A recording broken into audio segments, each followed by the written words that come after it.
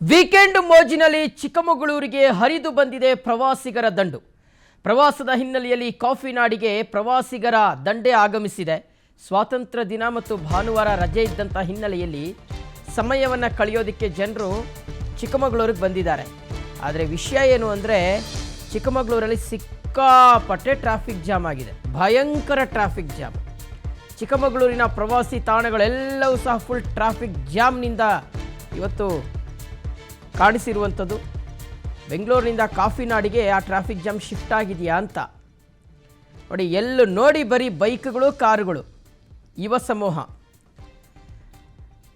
ಚಿಕ್ಕಮಗಳೂರು ಅದು ಹೇಳಿ ಕೇಳಿ ಈಗ ಮಳೆಗಾಲ. ಇಂಥ ಟೈಮ್ನಲ್ಲಿ ಚಿಕ್ಕಮಗಳೂರಿನ ಪ್ರವಾಸಿ ತಾಣಗಳನ್ನು, ಪ್ರಾಕೃತಿಕ ಸೊಬಗನ್ನು ಕಣ್ತುಂಬಿಕೊಳ್ಳೋದಕ್ಕೆ ಮತ್ತು ಈ ಸಿಟಿ ಲೈಫ್ನ ಜಂಜಾಟದಿಂದ ಒಂದು ಸ್ವಲ್ಪ ರಿಲ್ಯಾಕ್ಸ್ ಮೂಡ್ಗೆ ಜಾರಲಿಕ್ಕೆ ಯುವಕರು ಎಲ್ಲರೂ ಕೂಡ ಚಿಕ್ಕಮಗಳೂರಿಗೆ ಹೋಗಿದ್ದಾರೆ. ಕೆಲವರು ಬೈಕ್ಗಳಲ್ಲಿ ಹೋಗಿದ್ದಾರೆ, ಕೆಲವರು ಕಾರ್ಗಳಲ್ಲಿ ಹೋಗಿದ್ದಾರೆ. ಸೊ ಹಾಗಾಗಿ ಸಿಕ್ಕಾಪಟ್ಟೆ ಅಲ್ಲಿ ಟ್ರಾಫಿಕ್ ಜಾಮ್ ಆಗಿದೆ. ಮಗದೊಂದು ಕಡೆ ಪ್ರಸಿದ್ಧ ಪ್ರವಾಸಿ ತಾಣಗಳಿದ್ದಾವೆ. ಅದು ಬಾಬಾ ಬುಡನ್ಗಿರಿ ಆಗಿರ್ಬೋದು, ಚಂದ್ರದ್ರೋಣ ಪರ್ವತಗಳಾಗಿರಬಹುದು. ಸೊ ಇದೆಲ್ಲವನ್ನು ಈ ಸಂದರ್ಭದಲ್ಲಿ, ಆಮೇಲೆ ಅಲ್ಲಿ ಕಾಫಿ ಎಸ್ಟೇಟನ್ನು ನೋಡೋದು, ಕಣ್ತುಂಬಿಕೊಳ್ಳೋದು, ಮತ್ತು ಅಲ್ಲಿ ಹೋಮ್ ಸ್ಟೇಗಳಲ್ಲಿ ಉಳ್ಕೊಳ್ಳೋದು.